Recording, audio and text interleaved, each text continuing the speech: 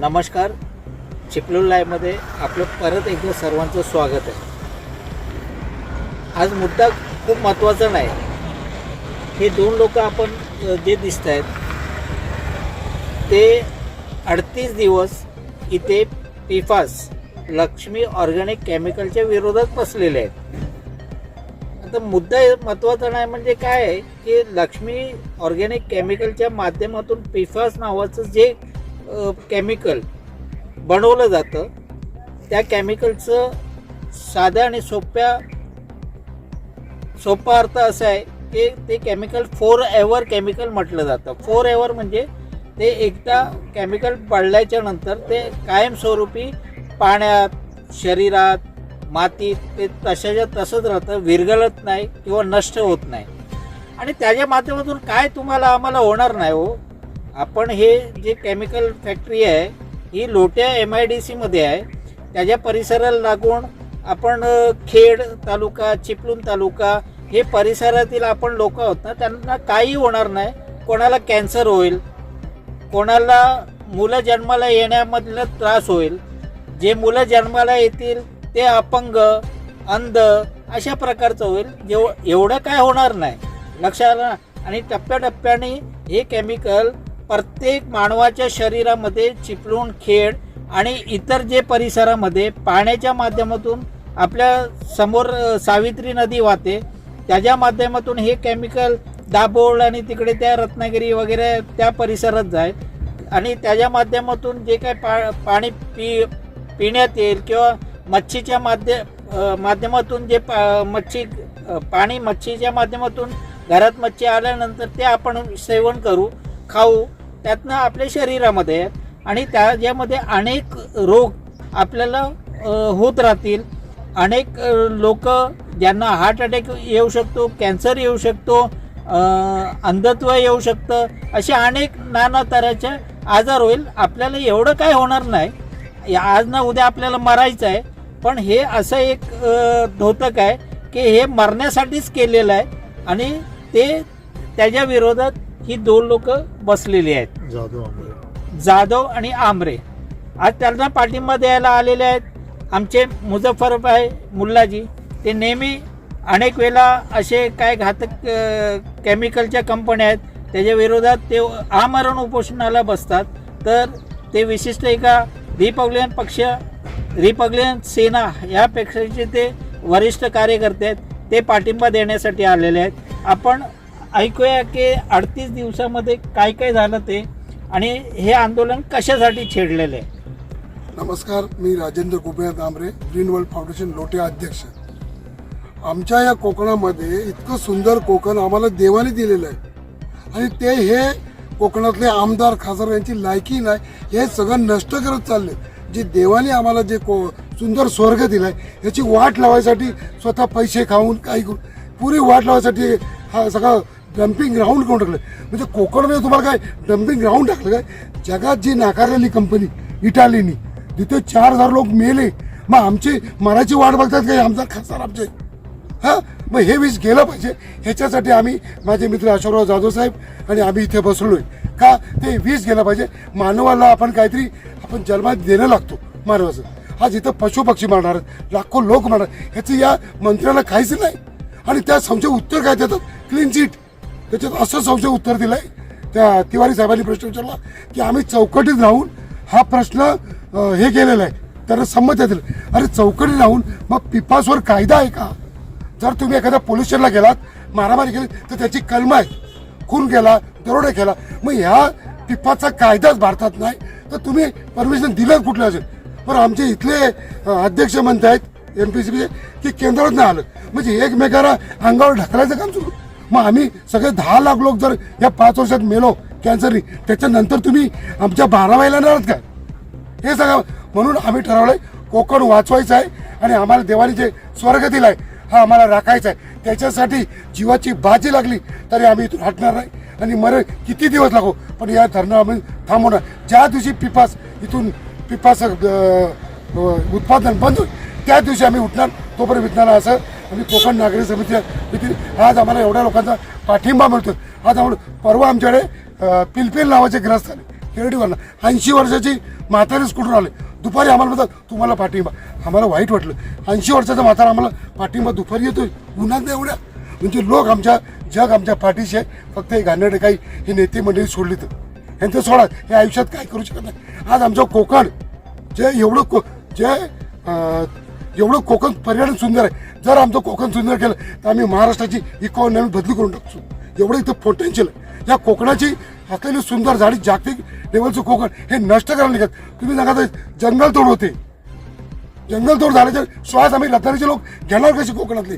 आणि जे अशोक जाधवांनी फॉरेस्ट विचारलं तो म्हणतो आम्ही 4 झाडं लावलेत. काय ते 4 झाडं लावले तुम्ही. एक तरी प्लॉट दगलेला दाखवा. 4 झाडं चिपळूण खेड रत्नागिरी जिल्हा तुम्ही जे झाडं तोडाय परमिशन पास देत आहे. एक झाड आम्हाला प्लॉट दाखवा. आम्ही तुमच्या पाया पडून तुमचा सत्कार करू. फॉरेस्ट म्हणजे आमचा हवा पण बंद. आता या पिपासमुळे पाणी बंद. आमचं श्वसन बंद. आम्ही काय जगा मारायचे म्हणजेच आम्हाला तुम्ही ठार मारायला कोकण आहे. आणि कोकण म्हणजे डम्पिंग ग्राउंड या नेत्याने करून कोणी नाही नेत्याने केले. म्हणजे या नेत्याला धडा आम्ही शिकवल्याशिवाय इथून उठणार नाही आणि कोकण वाचवल्याशिवाय आम्ही राहणार नाही. जय हिंद जय महाराष्ट्र. नमस्कार, मी अशोकराव जाधव, शेतकरी कष्टकरी संघटनेचा संस्थापक अध्यक्ष महाराष्ट्र राज्य. आम्ही दिनांक 21 पासून लक्ष्मी ऑर्गॅनिक कंपनीच्या विरोधात जे पिपास सारखं घातक रसायन तयार करते, घातक केमिकल तयार करते आणि हे केमिकल मानवी वंशाला, जल, जीवन, जमीन या सगळ्याला बाधिक आहे. अशामुळे हे किमान पुढची पिढी, आत्ताची पिढी, पुढची पिढी आणि नवीन जन्माला येणारी पिढी आणि या विभागातली किमान 200 किलोमीटर एरियातली जीवसृष्टी वाचावी म्हणून आम्ही हे धरण आंदोलन करत आहोत. हे पिपासचा हा एक ग्रुप आहे, केमिकलचा ग्रुप आहे. त्याच्यामध्ये हे जे पिपास आहे हे कधीही नष्ट होणार आहे. ते माणसाच्या शरीरात नुसतं पाण्यातूनच जातं अशातला भाग नाही, माशाच्या ह्याच्यातूनच जातं अशातला भाग नाही, तर ते माणसाच्या शरीरामध्ये आणि प्राणीमात्राच्या शरीरामध्ये हवेतून सुद्धा जातं. इटलीमधून ही कंपनी घालवली त्यावेळेला तिथल्या 3.5 लाख लोकांना ते बाधित झालं. 4,000 लोक मेले. आणि सगळ्यात महत्त्वाचं म्हणजे तिथल्या डायरेक्टर्स बोर्डाला सुद्धा शिक्षा झाली, सक्तमजुरीची शिक्षा झाली. आणि त्याच सक्तमजुरी शिक्षा झालेला एक डायरेक्टर इथे या लोट्यामध्ये स्थापित केलेली लक्ष्मी ऑर्गॅनिक कंपनी आहे त्याच्यामध्ये ते मॅनेजिंग डायरेक्टर म्हणून काम करतात. दुर्दैवाची गोष्ट आहे की भारतामध्ये, महाराष्ट्रामध्ये पिपासचा कायदाच अस्तित्वात नाही. परंतु राज्यसभेमध्ये, दिल्लीत आणि विधानसभेमध्ये, मुंबईमध्ये काल जी चर्चा झाली, 20 आमदारांनी जवळजवळ प्रश्न उचलला. त्याच्यामध्ये चिक्की भ्रष्ट मंत्री मुंडे यांनी असं उत्तर दिले. त्या लेखी उत्तरामध्ये पहिलंच वाक्य लिहिलं आहे की ही अशा प्रकारची कंपनी इथं आले हे आम्हाला माहितीच नाही. दुसरी गोष्ट अशी त्यांनी असं खाली लिहिलेलं आहे की कंपनी कायद्याच्या चौकटीत कशी बसून आलेली आहे लिहिले. तिसरी गोष्ट 20 आमदारांच्या पैकी इथले एक स्थानिक आमदार जे या मतदारसंघामध्ये जी कंपनी आहे ती भास्करजी जाधव साहेब यांनी सुद्धा या संदर्भामधला प्रश्न उचलण्याच्या ऐवजी इथे कॅन्सरचं हॉस्पिटल असावं. आमचं म्हणणं नाही, आनंद आहे, कॅन्सर बरा करण्यासाठी हॉस्पिटल असावंच ही त्यांनी मागणी केली, याबद्दल त्यांचं अभिनंदन. पण कॅन्सर व्हावा, कॅन्सर निर्माण व्हावा अशा प्रकारची कंपनी इथून नष्ट करा अशी जर मागणी केली असती तर सगळ्या कोकणवासियांनी त्यांना डोक्यावर घेतलं असतं, त्यांचं अभिनंदन केलं असतं. परंतु प्रश्न असा आहे की त्यांनी ते केलं नाही. सगळ्या लोकांनी प्रश्न विचारले आणि त्याला फक्त विचारलेल्या प्रश्नांचं उत्तर न देता तिसरीच उत्तरं काल पंकजा मुंडेंनी दिलेली आहेत. खरं म्हणजे हे भ्रष्ट सरकार, या राज्याचा मुख्यमंत्री भ्रष्ट आणि त्यांचा आशीर्वाद दिलेला आहे. या जिल्ह्याचा पालकमंत्री, जिल्ह्याचे पालकमंत्री आमदार उदयजी सामंत हे धडधडीत खोटं बोलतात. काय खोटं बोलतात तर म्हणे इथं पिपासचं प्रोडक्शनच होत नाही आहे, त्यांनी याच्यावर केलं, ट्रायल बेसिसवर केलं तेवढंच आहे. पण मी तुम्हाला सगळ्या जनतेच्या माहितीसाठी सांगतो, इथे दर महिना 850 मॅट्रिक टन उत्पादन चालू आहे आणि त्याच्याप्रमाणे 1 किलोच्या पिपासला 20 लिटर पाणी तयार होतं आणि ते पाणी 850 मेट्रिक टनचं पाणी कुठे टाकतात हे मात्र कंपनी सांगायला तयार नाही. कारण आमचा असं दावा आहे की हे पाणी 1-2 टँकरनी तळोजाला नेऊन संपत नाही, तर इथेच ते पाणी मुरवलं जातं आणि त्याच्यामुळे इथली संपूर्ण जमीन आणि पाणी आणि हवा सगळं प्रदूषित करण्याचं काम ही कंपनी करते. पुढच्या पिढ्यांना जेव्हा जगायचं असेल, मी सगळ्यांना आवाहन करेन, त्याच्यामध्ये आमचा कुठलं व्यक्तिगत स्वार्थ नाही आहे. इथं व्यक्तिगत कुणाचं काही काम नाही आहे. इथं सगळा मानववंश जगला पाहिजे. मग तो कुठल्याही जाती धर्माचा, समाजाचा, पंथाचा असला, कुठलाही जीव असला तरी तो जगला पाहिजे. तो त्याचा हक्क आहे आणि सर्वसामान्य माणसाला हक्क मिळवून देण्यासाठी आम्ही हे धरणं आंदोलन करत आहोत. आणि हे मग आता आमचे मित्र जे राजेंद्र आमरे यांनी सांगितलं की कोणत्याही परिस्थितीमध्ये ही कंपनी बंद झाल्याशिवाय, हे पिपाचं प्रोडक्शन बंद झाल्याशिवाय आम्ही इथनं हलणार नाही. मग त्याला किती दिवस लागोत काय हरकत नाही, परंतु आम्ही या सरकारने त्याच्यावर लक्ष घालावं आणि कोणत्याही परिस्थितीमध्ये पिपाचं उत्पादन बंद करावं. नाहीतर ही जनता, आज 38वा दिवस आहे, आम्ही शांततेने आंदोलन करतो आहोत. उद्या ही जनता जर पेटून उठली आणि उग्र आंदोलन केलं तर त्याला सुद्धा संपूर्णपणे सरकारच जबाबदार राहील, असा इशारा आम्ही आता याद्वारे देतो आहोत. जय हिंद, जय महाराष्ट्र. थोडक्यातून असं जफरभाई, आपण पाठिंबा द्यायला आलात, आपलं मनोगत. कोकण नागरी संघर्ष समितीच्या माध्यमातून आमचे वरिष्ठ, आमचे मार्गदर्शक अशोकरावजी जाधव साहेब, तसेच राजू आमरे साहेब हे जे बिफासच्या विरोधात उपोषणाला बसलेले आहेत. बिफास हे विषारी जे केमिकल तयार केलं जातं आहे हे सर्व नेते मंडळींना माहिती आहे, पण ते थोडंसं जसं असतं ना, डोळे झाकून मांजर दूध पिते, तर लोकांना समजत नाही.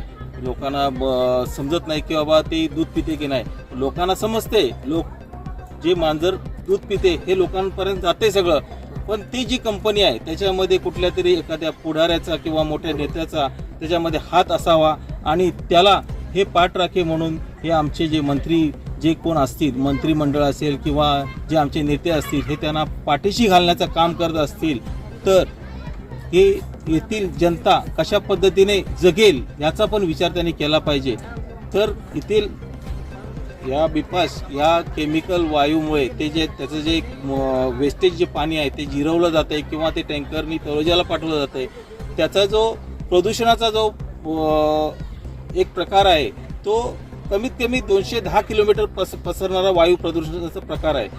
प्लस त्याचं जे पाणी जे दूषित पाणी जे आहे ते जे पाणी जर जमिनीत जर मुरवलं आणि त्याच्या अनुषंगाने ते पाणी आपल्या ज्या पिण्याच्या पाण्यामध्ये मिसळणार आणि लोकांना कॅन्सरचा हा प्रकार लागू होणार किंवा त्यांना जे आता तांबे साहेबांनी सांगितलं की त्यांना मुलांचा प्रॉब्लेम किंवा लकवा जाणं, अटॅक येणं हे प्रकार हे चालूच राहणार. पण जर समजा हे जर विषय घडत असतील ते थांबवण्यासाठी आपल्याला कुठेतरी जागरूकता दाखवली पाहिजे. सर्व जाती धर्माच्या लोकांनी एकत्र येऊन या 2 आमरे साहेब आणि जे आमचे जाधव साहेब हे जे उपोषणाला बसलेत त्यांना पाठिंबा दिला पाहिजे. जर समजा इटलीतून ह्या कंपनीला जर इथं आखलून दिला असेल आणि तीच कंपनी जर आपल्या भारतामध्ये आणि भारतातील महाराष्ट्र या राज्यामध्ये आणि महाराष्ट्र राज्यातील रत्नागिरी जिल्ह्यामध्ये रत्नागिरी जिल्ह्यातील चिपळूण खेड या तालुक्यामधील लोटे या गावामध्ये जर समजा ते स्थापित करत असतील तर हे त्या लोकांना कोकण संपवण्याचं काम करायचं आहे. मग जर ही कंपनी जर समजा इतर कंपन्या जर आम्ही जर गुजरातमध्ये नेतोय, मग ही पण कंपनी गुजरातमध्ये स्थापित करा आणि तिथे तुमच्या जिथे उदरनिर्वाह करायचा आहे तिथे उदरनिर्वाह करा. आमचा कोकण वाचवण्यासाठी आम्हाला या कंपनीची काही गरज नाही. जेवढ्या कंपन्या आहेत त्या आमच्यासाठी पुरेशा आहेत आणि आमच्या इथल्या लोकांसाठी पुरेशा आहेत. त्याच्यामुळे ही जी कंपनी आहे ही आम्हाला या कोकणामध्ये नको आहे आणि कोकणामध्येच नको तर भारतात जर ठेवायची असेल तर तुमच्या गुजरातमध्ये ठेवा. आम्हाला त्याची काही गरज नाही आणि ह्या लोकांना सुखाने जगू दे एवढीच आमची इच्छा आहे. आणि हे जे आमचे जाधव साहेब आणि हे आमरे साहेब जे बसलेले आहेत उपोषणासाठी बसलेले आहेत त्यांना आमचा जाहीर पाठिंबा म्हणून जाहीर करतो आणि इथेच थांबतो. जय हिंद, जय भारत, जय संविधान.